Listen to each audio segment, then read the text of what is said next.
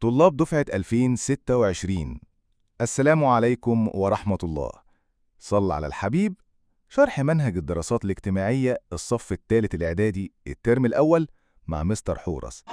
لما قلنا دولة المماليك كان فيها واحد اسمه الظاهر بيبرس، صح؟ ومؤسسهم قطز، صح؟ اللي انتصر على المغول في معركة عين جالوت. مش فاكر الكلام ده كله؟ فاكرينه إن شاء الله.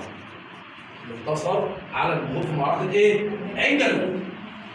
طيب، فإحنا وقفنا عند دولة إيه يا أستاذ؟ المماليك. دولة المماليك. إيه هي دولة المماليك؟ وعايزك تعرف تعرفها بعد إذنك.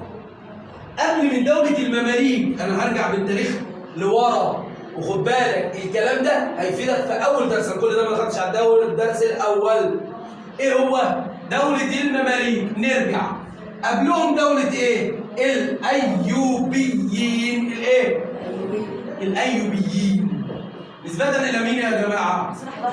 ممتازين. الله ينور على حضرتك. صباح الخير. الأيوبيين دول السلاطين، ناس كانت كويسة، ناس كانت عظيمة. دول المماليك لا بالعبيد يا فندم. تعالى كده ناخد تعريفهم. هم عبيد، أو نحط فاصلة كده غلمان، يعني فتيان كده، شباب وبنات. غلمان لما بتاخد في مصطلح اللغة العربية كلمة غلمان يعني فتى أو شاب أو شابة أو فتاة. غلمان. اشتراهم. مين اللي اشتروهم؟ سلاطين الأيوبيين. مين اللي اشتروهم؟ طب هقول كان منهم ملكي أصلا، كان منهم أصل ملكي زي قطز، سيف الدين قطز. أصله إيه؟ خوارزم شاه، الدولة الخوارزمية، يعني كان ملكي. بس لما كانوا بيدخلوا المغول كانوا بيقضوا على كل البلد، بياخدوا شوية الشباب دول يعملوا فيهم إيه؟ يرموهم أو يبيعوهم في سوق العبيد. فمن هنا كان كل عبيد مين اللي بيشتروهم؟ أيوبيين. طب وبيشتروهم ليه؟ يبدأوا يا زيادة يعلموهم ويربوهم في مدارس تابعة لهم. يبقى اشتروهم، صح؟ سلاطين الأيوبيين، وتعليمهم في مدارس تابعة لهم. علموهم في مدارس تابعة ايه؟ طب بيعلموهم ليه؟ ليقوموا بخدمتهم. ليه؟ ليقوموا بخدمتهم في المنازل بقى وفي كل حاجة، عشان يقوموا بخدمتهم في ايه؟ في المنازل وفي كل حاجة. كده انت عرفت تعريف المماليك. يبقى هم اصلهم ايه؟ مين اللي كان شاريهم؟ الايوبيين، سلاطين الايوبيين. عشان يعملوا ايه؟ يخدموهم في المنازل والبيوت. مجرد عبد في البيت يبص لك، يمسح لك، او يدافع عنك لو حد جه يتهجم على بيتك او على بدويتك وعلى الكلام ده.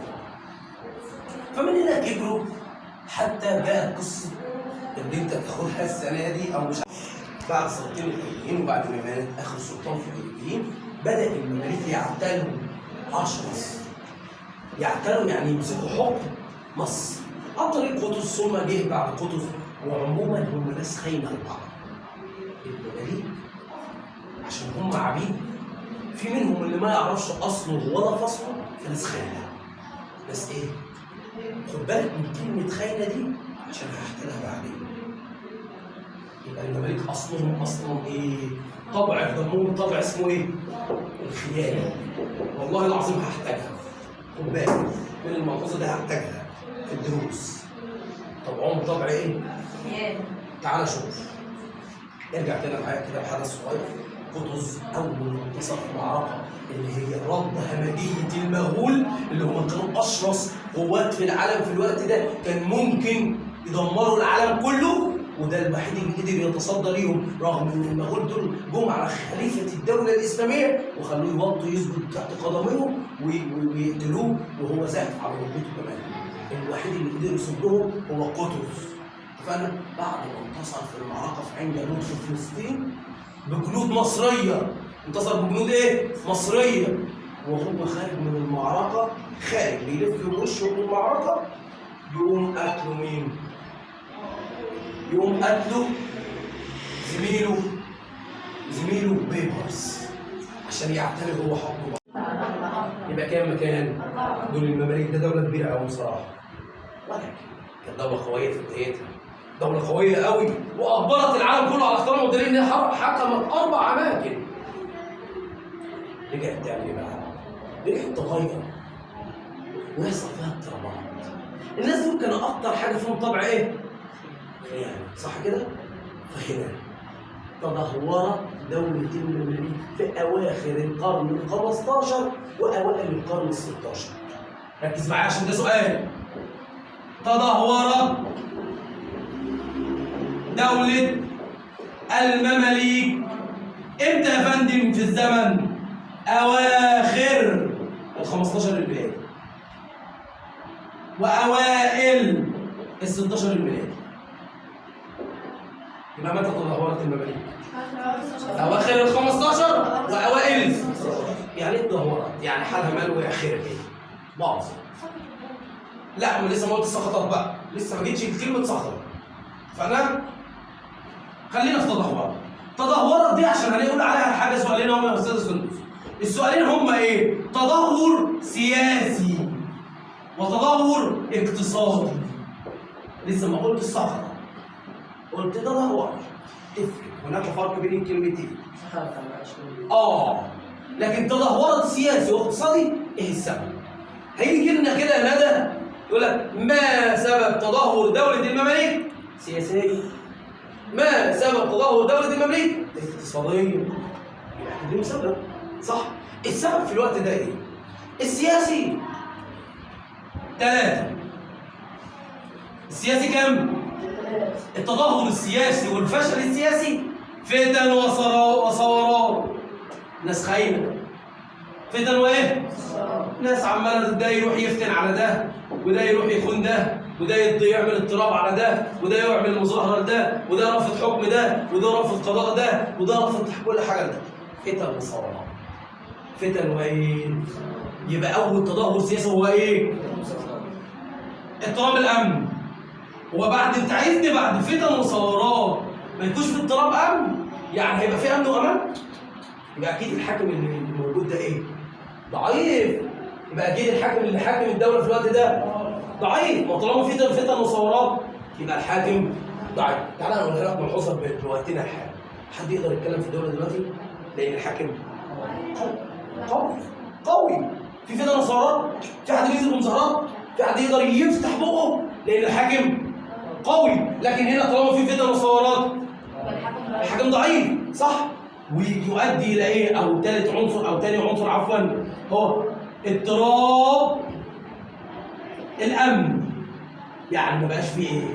ما بقاش فيه امن ولا في سرقه وبلطجه ونهب وكل ما تتخيل كله. طيب 3 التدهور السياسي بقى هو في ايه؟ الصراع على الحكم. الصراع على الحكم. يعني ايه الصراع على الحكم؟ ده عايز يحكم، ده عايز يحكم. اقول لكم على حاجه، بقى بيحكمنا 5 في نفس الوقت. يعني نقول لمين الملك؟ نقول لمين الملك؟ حتى فيلم واسمه ايه؟ فيلم القرموطي. فيلم القرموطي. لا مش في ارض النار، يعني الفيلم القديم بتاع القرموطي خالص كده. عشان ما بيقول له ولع بيقول لا يا لما كان بيقول له ايه؟ ومين فيهم صدام؟ هنا صدام وهنا صدام وهنا صدام. ومين فيهم صدام؟ مين الحاكم؟ مين فيهم صدام؟ هنا برضه الصراع على الحكم. كم واحد حاكم؟ 1 2 3 4. طب نقول لمين الملك؟ يعني مش فاهم. نختار مين فيكم الملك؟ نمشي الحكم ده ولا الحكم ده ولا الحكم ده؟ اكيد صراع على الحكم يعني تدهور سياسي. تدهور ايه؟ امن اقتصادي. يبقى لما يجي يقول لك بما تفسر تدهور دوله المماليك سياسيا هتقول له 3 ايه هم؟ صراع الحكم. طيب اما التدهور الاقتصادي يا فندم 2. الاقتصادي يا عم ركز بقى يا عم طه. مش شايف قفاه كبير قوي للدرجه دي؟ هو اطول مني. يلا تعالى. لا انت قصير؟ انت قصير يعني؟ الاقتصادي. التدهور الاقتصادي قلنا ايه؟ 2. اول حاجه مصر، انت عارفها ان هي في الركن الشمالي الشرقي لقاره افريقيا. مفتاح اسيا مصر، مفتاح افريقيا مصر. لو عايز تدخل من اي دوله في اسيا لافريقيا ما ينفعش تعدي من منين؟ من مصر. لو عايز تدخل لاي دوله في اسيا لافريقيا لازم تمشي من مصر. بعدين يا استاذ ما احنا ممكن نمشي من البحر الاحمر او من محيط الهند، ما تمشي يا عم، بس خد بالك القطعه الوحيده اليابسه اللي لازقه في اسيا هي مصر. القطعه الوحيده اليابسه عن طريق سيناء هي فهنا مفتاح اسيا مصر، مفتاح افريقيا مصر، وبتودي لاوروبا مصر. هي منطقه ثلاث قارات اصلا. مصر دوله موقعها استراتيجي مهم كبير جدا جدا جدا. الدوله الصفويه دي فين يا شباب؟ واللي هي ما زالت موجوده حتى الان، وشيعيه برضه. ناس بيقولوا ان سيدنا علي هو رسول الله، سيدنا محمد هو اللي سرق منه رساله. هم بيقولوا كده. الصفويين دول مكانهم فين؟ ايران حاليا. مكانهم فين يا فندم الصفويين؟ مكانهم فين؟ إيران، دولة إيران. دينهم إيه؟ شيعي بس. لو عندهم سني بس خفيف السني اللي هناك، يعني شوية كده. عذراً لاستكمال فيديو الشرح، ادخل على الرابط في وصف وشرح الفيديو وفي الكومنتات أسفل الفيديو، وهتشوف الحلقة كاملة على قناة اليوتيوب مع مستر حورس.